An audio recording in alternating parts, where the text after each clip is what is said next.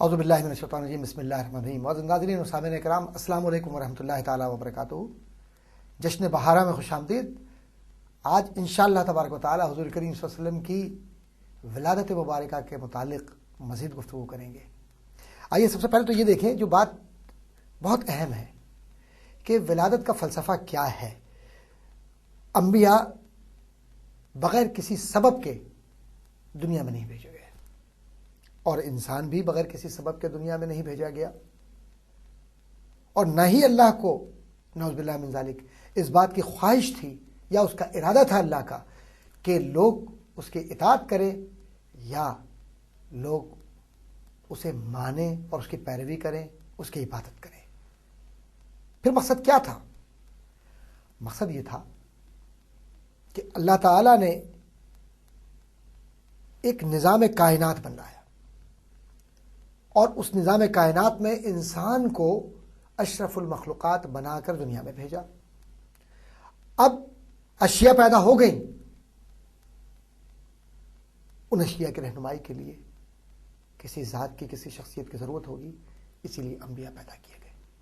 اللہ ہر بات پر قادر ہے۔ قرآن کریم فرماتا ہے ان اللہ علی کل شیء قدیر، بے شک اللہ ہر شے پر قادر ہے۔ تو اللہ جب ہر شے پر قادر ہے تو وہ دلوں میں یہ بات ڈال دیتا کہ مجھے مانو، میں ایک ہوں، میری اطاعت کرو، میری پیروی کرو، اور میری اطاعت کرنے کے لیے تمہارے دلوں میں نے یہ بات ڈال دی، اسی طرح تمہارے حواس میں یہ بات ڈال دی، اسی طرح کہ جس طرح تم زبان سے چکھتے ہو، آنکھوں سے دیکھتے ہو اور حواس خمسہ سے سمجھتے ہو اشیاء کو، اسی طرح سے تمہارے اندر میں نے یہ حس ڈال دی کہ تم مجھے سمجھو کہ میں ایک ہوں، عبادت کرنی ہے، اس طرح سے نماز پڑھنی ہے، اس طرح سے زکوٰۃ دینا ہے، یہ معاشرہ ہے، یہ سب کچھ، وہ سب کچھ کر سکتا ہے۔ جو انسان کو بنا سکتا ہے وہ اس میں پروگرام بھی فیڈ کر سکتا ہے، اس میں وہ احساس بھی ڈال سکتا ہے، پھر کیوں نہیں کیا؟ دیکھیے بہت اہم بات ہے، فلسفیانہ بات۔ کیوں نہیں کیا؟ اس لیے نہیں کیا کہ وہ تمہیں یہ دکھلانا چاہتا ہے کہ میری ذات کے بعد سب سے اہم ذات یا بہت ساری ذوات اگر ہیں تو وہ انبیاء اور رسل کی ہیں، اور ان تمام انبیاء اور رسل میں جو سب سے اہم ذات ہے وہ ہے محمد رسول اللہ صلی اللہ علیہ وسلم کی، کہ جن کا نام ہے مصطفیٰ۔ اسی لیے حضرت مولانا احمد رضا بریلوی رحمۃ اللہ تعالی علیہ نے جو سلام لکھا اس کا عنوان بنا مصطفیٰ جان رحمت پہ لاکھوں سلام، شمع بزم ہدایت پہ لاکھوں سلام۔ وہ زباں جس کو سب کن کی کنجی کہیں، اس کی نافذ حکومت پہ لاکھوں سلام۔ جس طرف اٹھ گئی دم میں دم آ گیا، اس نگاہ عنایت پہ لاکھوں سلام۔ ایک میرا ہی رحمت پہ دعویٰ نہیں، شاہ کی ساری امت پہ لاکھوں سلام۔ اب ذرا سا دیکھیے کہ فلسفہ کیا ہے سلام میں۔ مصطفیٰ کے معنی ہوتے ہیں منتخب کردہ، سلیکٹڈ۔ کن میں سے منتخب کیے گئے؟ تمام کائنات کی جو پیدائش ہوئی اس کا ذریعہ مصطفیٰ صلی اللہ علیہ وسلم ہے، اسی لیے تو کہا گیا مصطفیٰ جان رحمت پہ لاکھوں سلام۔ یہ تو رحمت کی جان ہے۔ قرآن تو ایمان بتاتا ہے انہیں، ایمان یہ کہتا ہے میری جان ہے یہ۔ قرآن ایمان کس کو بتلاتا ہے؟ نبی کریم صلی اللہ علیہ وسلم کی جس نے اطاعت کی اس نے اللہ کی اطاعت کی، جس نے نبی کریم صلی اللہ علیہ وسلم کی اتباع کی اس نے اللہ کی اتباع کی، جس نے اللہ کے نبی کو خوش کیا اس نے اللہ کو خوش کیا، جس نے نبی کو ناراض کیا اس نے اللہ کو ناراض کیا، جس نے نبی سے دشمنی کی اس نے اللہ سے دشمنی کی۔ قرآن جگہ جگہ اس بات کی گواہی دے رہا ہے، اور نبی کریم صلی اللہ علیہ وسلم کی احادیث مبارکہ ہر موقع پر اس بات کو ثابت کر رہی ہیں کہ جو نبی سے محبت کرنے والے ہیں وہ کامیاب لوگ ہیں، اور جو نبی سے دور رہنے والے ہیں، جو نبی سے منافقت کرتے ہیں، جو نبی کو ایذا دیتے ہیں، جو نبی کو عام لوگوں کی طرح پکارتے ہیں، جو نبی کا احترام نہیں کرتے، جو نبی کی ذات کو سمجھتے نہیں اور جو نبی کو اپنے جیسا کہتے ہیں، ان کے لیے قرآن نے سب کچھ کہہ دیا۔ اب اس کے لیے نہ کسی فتوے کی ضرورت ہے، نہ کسی مفتی صاحب کے لکھے کی ضرورت ہے، نہ کسی عالم کی تشریح کی ضرورت ہے، نہ کسی فرد کی تعبیر و تعویل کے ذریعے کسی لفظ کی کیفیت کو بیان کرنے کی ضرورت ہے۔ ہر شے قرآن نے بیان کر دی، کیونکہ قرآن خود اپنے لیے گواہی دیتا ہے، ولا رطب ولا یابس الا فی کتاب مبین، کوئی خشک و تر ایسا نہیں جو اس کتاب مبین میں موجود نہ ہو۔ اب دیکھیے کہ میلاد مصطفیٰ صلی اللہ علیہ وسلم سے بات ہو رہی ہے کہ میلاد ہے کیا؟ میلاد اصل میں خوشیاں منانے کا موقع ہے۔ اب بعض اوقات ہمارے ذہن میں یہ بات آتی ہے کہ کتاب و سنت سے کیسے اس کا جواز، کیسے خوشی منانے کا حکم دیا گیا، ایام کی اہمیت کو واضح کیا گیا۔ اگر ایام کی اہمیت واضح نہ ہوتی، دنوں کی اہمیت واضح نہ ہوتی اور دن مخصوص نہ ہوتے تو حج محرم میں ہو رہا ہوتا، ربیع الاول ذی قعدہ میں ہو رہی ہوتی، ذی الحج اور رجب کے معمولات کہیں اور جا رہے ہوتے، بے ترتیب ہو جاتی شے۔ پیدائش جس تاریخ کو ہے وہ پیدائش علماء بیان کرتے ہیں مختلف طریقوں سے۔ حضور کی پیدائش میں اختلاف ہے روایت کا، لیکن ایک بات عرض کرتا چلوں کہ ایام میں اختلاف ہو سکتا ہے، لیکن پیدائش کے عمل میں اور پیدائش کی حقیقت میں کیا اختلاف ہے؟ اور جب اتنی بڑی خوشی اللہ کی طرف سے زمین پر آ رہی ہو ان لوگوں کے لیے کہ جو انتظار کر رہے ہوں، اور ایک ایسا انتظار کہ جس کی گواہی سارے انبیاء اور رسول دے رہے ہوں، اور جب وہ نعمت کبریٰ آ جائے تو قرآن میں آیا ہے نا کہ اگر تم اللہ کی نعمتوں کو شمار کرو تو شمار نہیں کر سکتے، گننا چاہو تو گن نہیں سکتے، لیکن قرآن میں کیا آیا کہ اللہ کی نعمت کو فحدث بیان کرو۔ تو اللہ کی نعمت کو بیان کرنا کیا ہے؟ حضور کریم صلی اللہ علیہ وسلم کے معجزات، حضور کی پیدائش، حضور کی زندگی، حضور کے اقوال، حضور کے افعال، حضور کا طرز عمل، حضور کا ملنا جلنا، رہنا سہنا، اور پھر حضور کریم صلی اللہ علیہ وسلم کے وصال مبارک، ظاہری وصال مبارک کے بعد اس بات پر یقین رکھنا کہ حضور کریم صلی اللہ علیہ وآلہ وسلم حیات ہیں اپنی قبر مبارک میں۔ کیوں؟ کہ حضور نے خود فرمایا، اپنے لیے نہیں بلکہ حضور نے تو سارے انبیاء کے لیے فرما دیا کہ اللہ نے حرام قرار دیا ہے زمین پر کہ وہ انبیاء کے جسموں کو کھائے، یعنی زمین کی مٹی نبی کے جسم کو نہ چھو سکتی ہے، نہ فنا کر سکتی ہے، نہ کھا سکتی ہے۔ کیوں؟ کہ جب شہید، جب شہداء، جب نبی کے بتلائے ہوئے لوگ جن کو خوشخبری دی ہے نبی نے کہ یہ اپنی قبروں میں زندہ ہیں، قرآن یہ بتلاتا ہے کہ یہ حیات ہیں، تم تو گمان بھی نہ کرنا کہ یہ مر گئے، تم تو سوچنا بھی نہیں، کیونکہ اللہ خوب جانتا ہے انسان کے نفسیات کو کہ انسان اپنے ہی حالات کے مطابق دیکھتا اور سوچتا ہے۔ اسی لیے نبی کی ذات کو لوگوں نے اپنی ذات پر قیاس کر کے غلطیاں کر لی۔ اللہ تعالی ہم سب کو ہدایت دے، آمین۔ اور شہید کے متعلق بھی یہی تصور تھا، کیا ہوا، جان چلی گئی تو بس انسان مر گیا، تو بھائی کیوں جان دے؟ منافقین یہ کرتے تھے اس زمانے میں، کیوں جا رہے ہو؟ ارے بھائی تمہارے بیوی بچے ہیں، تمہارے گھر کے لوگ ہیں، پیچھے ان کا کیا ہوگا، یہ تو مر جائیں گے، ان کے تو دفنانے کے لیے کپڑے تک نہیں ہیں، نعوذ باللہ من ذالک، تم کس طرف جا رہے ہو؟ اپنے آپ کو کیوں برباد کر رہے ہو؟ عیش کی زندگی گزارو، عرب کی اچھی زندگی گزارو۔ تو قرآن نے کہا یہ تو حیات ہیں، یہ تو زندہ ہے، لا تقولو، مت کہنا، مت کہو، لمن یقتل، جو قتل کیے گئے، جو شہید کیے گئے، فی سبیل اللہ، اللہ کی راہ میں، اموات، مردہ، جو اللہ کی راہ میں لوگ ہیں ان کو مردہ مت کہنا۔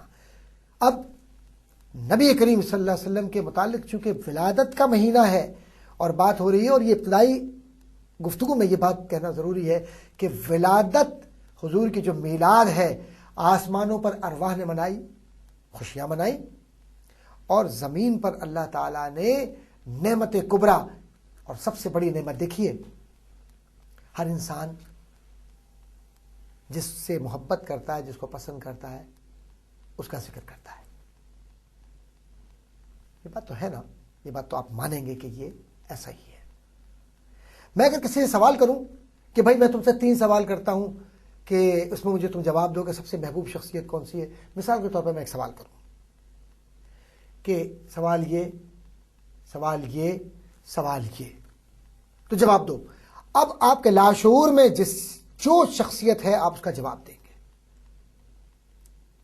ایسے ہی علماء کرام نے لکھا کہ سب سے محبوب ترین شخصیت کا تصور نبی کریم صلی اللہ علیہ وآلہ وسلم کا تصور ہے کہ حضور نماز ایسے ادا کیا کرتے تھے, حضور دعا ایسے فرمایا کرتے تھے, حضور گفتگو اس طرح کیا کرتے تھے, حضور کریم صلی اللہ علیہ وسلم زمین پر جب قدم رکھتے تو آہستہ آہستہ کیسے قدم رکھتے, اور حضور جب نگاہ عنایت کسی طرف فرماتے تو کیسے ہوتا, جب کوئی شے دیتے تو کس طرح سے آپ کسی کو عطا فرماتے.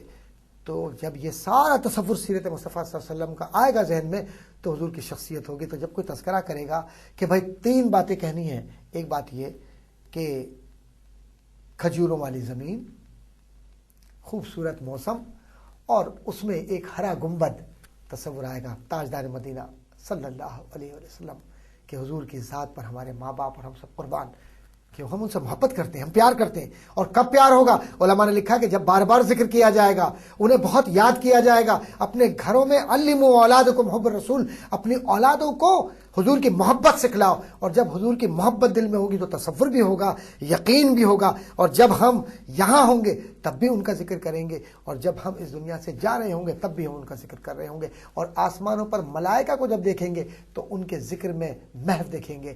اور جب شفاعت کبریٰ نصیب ہوگی تو ان کو نصیب ہوگی. حضور نے فرمایا کہ جو مجھ سے بہت محبت کرتے ہوں گے وہ میرے ساتھ ہوں گے اور میرے ہاتھوں میں ہاتھ ہوگا ان کا.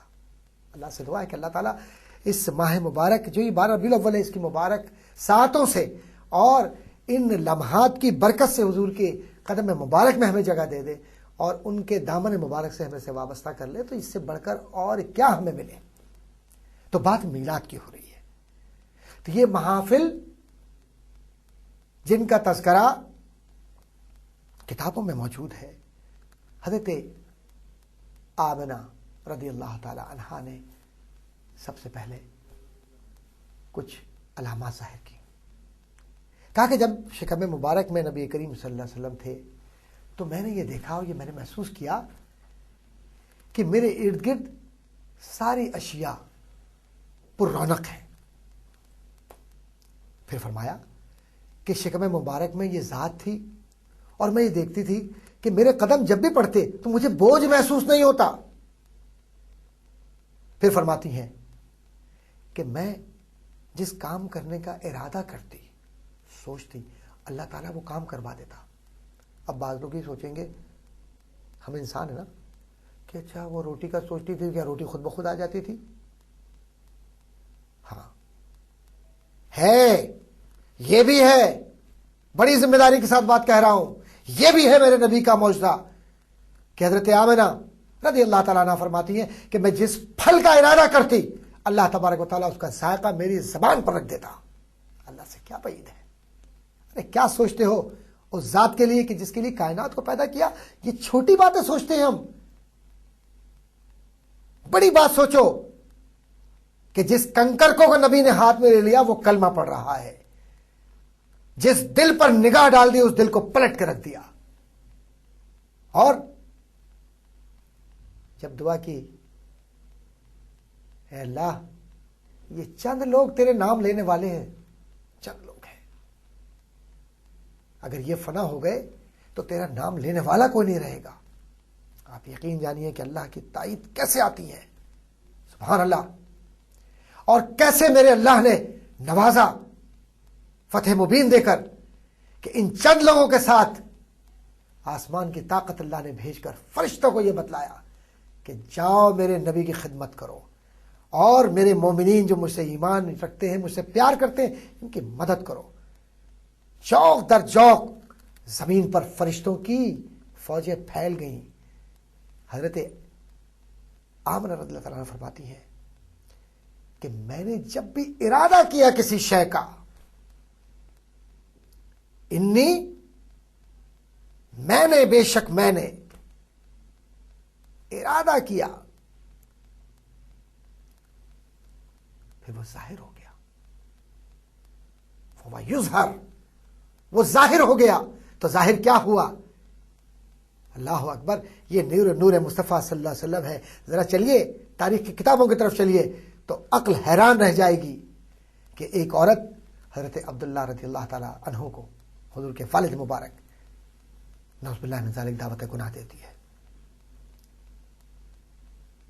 تاریخ کی کتابوں میں مرقوم ہے کہ کچھ عرصے بعد جب وہ عورت دوبارہ ملتی ہے، دیکھتی ہے تو منہ پھیر لیتی ہے۔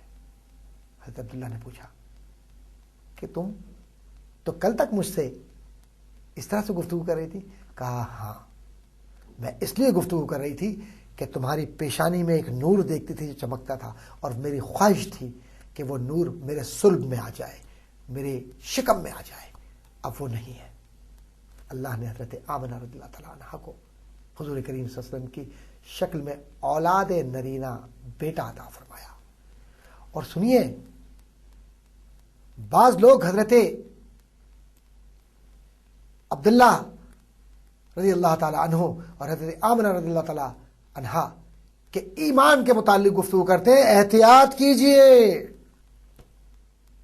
احتیاط کیجئے ان ذاتوں پر گفتگو کرنے سے کہ جن کے لیے حضور نے فرمایا کہ مجھے اپنی ماں سے اتنی محبت ہے، اتنی محبت ہے کہ اللہ کے بعد سب سے زیادہ محبت میں اپنے ماں باپ سے کرتا ہوں اور ماں سے بہت زیادہ محبت کرتا ہوں۔ اسی لیے حضور نے الجنت تحت اقدام الامہات کہہ کر یہ بتلا دیا کہ ماں سے اتنا پیار کرو کہ پیار یا محبت کا حق ادا ہو جائے۔ حق تو کیا ادا ہوگا ماں سے محبت کا، لیکن سچ یہ ہے کہ حضرت آمنہ رضی اللہ تعالیٰ عنہ فرماتی ہے کہ ابھی شکم مبارک میں ہے اور میں خوبصورت چہرہ دیکھتی ہوں، بار بار چمکتا چہرہ دیکھتی ہوں، بار بار ایسا چہرہ دیکھتی ہوں کہ جو روشنی کی شکل میں میرے سامنے آتا ہے۔ یہ کون ہے؟ جو ماں کے پیٹ میں ہے لیکن چہرہ انور نظر آتا ہے۔ آج کی سائنس آپ کو الٹرا ساؤنڈ کے ذریعے بتلاتی ہے کہ کون کیا ہے۔ ارے میرے نبی کی تو زیارت ان کی والدہ نے 1400 سال پہلے کر لی تھی، اور یہ بتلایا کہ میں نے اتنا خوبصورت چہرہ دیکھا کہ نہ میں نے اس سے پہلے کبھی دیکھا تھا، نہ میں بعد میں دیکھ سکوں گی۔ یہ چہرہ انور چہرہ مصطفیٰ صلی اللہ علیہ وسلم ہے۔ اللہ اکبر، درود پڑھتے رہیے، اللہم صلی علی سیدنا مولانا محمد وعلی آل سیدنا مولانا محمد مبارک وسلم علیہ۔ درود اس ہستی اعظم پر کہ جس کے چہرے انور پر اللہ تعالیٰ نے اپنی روشنی عطا فرمائی۔ اور کیا فرمایا؟ انما، بے شک اللہ تبارک و تعالیٰ نے حکم دیا، کس کو حکم دیا؟ کائنات کی ہر شے کو، کہ وہ مجھ سے محبت کرے۔ بس جو مجھ سے محبت کرتا ہے وہ اللہ سے محبت کرتا ہے، اس کے بعد کیا رہ جاتا ہے؟ صاحب بخاری امام بخاری رحمۃ اللہ علیہ فرماتے ہیں کہ جب تک نبی کی حدیث کو پڑھتے ہوئے نبی کریم صلی اللہ علیہ وسلم کا تصور نہ ہو وہ حدیث مکمل نہیں ہوتی۔ تو ہم کیا حدیث پڑھا رہے ہیں؟ ہم کن احادیث کی طرف جا رہے ہیں کہ جہاں نبی کے تصور کو مفقود کر کے اپنی ذات کو لا رہے ہیں؟ یہ حدیث پڑھانا ہوتا ہے؟ یہ حدیث پڑھنا ہوتی ہے؟ نہیں۔ حضرت امام بخاری سے حدیث پڑھنے اور حدیث سننے کا طریقہ سیکھیے۔ امام بخاری رحمۃ اللہ تعالیٰ فرماتے ہیں کہ میں ہر بار وضو تازہ کرتا، ہر بار اسناد کو دہراتا، اور ہر بار جب نبی کریم صلی اللہ علیہ وسلم کا اسم مبارک آتا میں آنکھیں بند کرتا، مدینہ منورہ میں چلا جاتا، حضور کی زیارت کرتا اور حضور سے پوچھتا یا رسول اللہ، عرض کرتے یا رسول اللہ فرمائی کہ یہ حدیث کیسی ہے؟ حضور تصدیق کرتے، پھر میں شامل کرتا۔ یہ ہے اللہ والے لوگ، اور یہ ہے نبی کریم صلی اللہ علیہ وسلم کی مدد، استعانت۔ تو پیدائش حضور کی جو ہے وہ معجزات میں ہے۔ اور حضرت آمنہ رضی اللہ تعالی عنہا کی ذات گرامی کو جب آپ دیکھیے اور جب ان کی ذات کے متعلق آپ سوچئے، تو پھر وہ جو ہم بار بار بعض اوقات غلطی کرتے ہیں کہ حضور کریم صلی اللہ علیہ وسلم کے جو والدین کریمین ہیں ان کے ایمان کا کیا عالم ہے؟ ارے ایمان کا کیا عالم ہے؟ حضور نے فرمایا کہ اللہ نے میری نسب کو، میری نسل کو اور میری پاکیزگی کو کبھی گناہوں میں سے نہیں گزارا، کبھی بد نسلی سے نہیں گزارا، کبھی مشرکین میں سے نہیں گزارا۔ تو جب نبی نے یہ فرما دیا کہ مشرکین میں سے نہیں گزارا تو ان کے والدین کہاں سے مشرک ہو سکتے ہیں؟ نعوذ باللہ من ذالک۔ تو احتیاط کیجئے نبی کے مرتبے میں بھی صلی اللہ علیہ وسلم اور نبی کے والدین کے مرتبے میں بھی۔ کیوں کہ جو بارگاہ ہے یہ، اس میں تو لا ترفعوا کہہ کر بتلا دیا کہ آواز کو بھی اونچا نہ کرنا، کہیں ایسا نہ ہو کہ تمہارے اعمال اکارت کر دیے جائیں، برباد کر دیے جائیں اور تمہیں اس کی خبر بھی نہ ہو۔ اپنے اولاد کو بھی احتیاط سکھلائیے کہ مدینہ منورہ کی طرف کبھی تھوکے بھی نہیں. قبلہ مبارک کی طرف حکم دیا ہے علماء نے، نہ اجابت کی جا سکتی ہے، نہ تھوکا جا سکتا ہے، نہ پیر کیے جا سکتے ہیں. یہ ادب ہے اور یہی مدینے کی طرف ہے. ساری زندگی امام مالک ننگے پیر مدینے میں رہے، کبھی حضور کے مزار مبارک کی طرف اپنی پیٹھ نہیں کی. اب کون سا اسلام ہم پیش کر رہے ہیں لوگوں کو کہ ماڈرنائز کر دیا؟ ایسا تو نہیں کہ ماڈرنائزیشن کے سلسلے میں کہیں منافقت کر رہے ہوں، کہیں اللہ کو ناراض کر رہے ہوں. آج ملت اسلامیہ برباد اس لیے ہے کہ ہم نے اللہ کو ناراض کیا ہے. بڑی ذمہ داری کے ساتھ یہ بات کہتا ہوں. کیوں کہ اگر نبی اللہ کا ناراض ہو جائے تو اللہ بھی ناراض ہو جاتا ہے. اللہ کے نبی سے محبت کیجئے، نبی کی اطاعت کیجئے، اسے خوش کیجئے، اللہ خود بخود خوش ہو جائے گا. وآخر دعوانا ان الحمدللہ.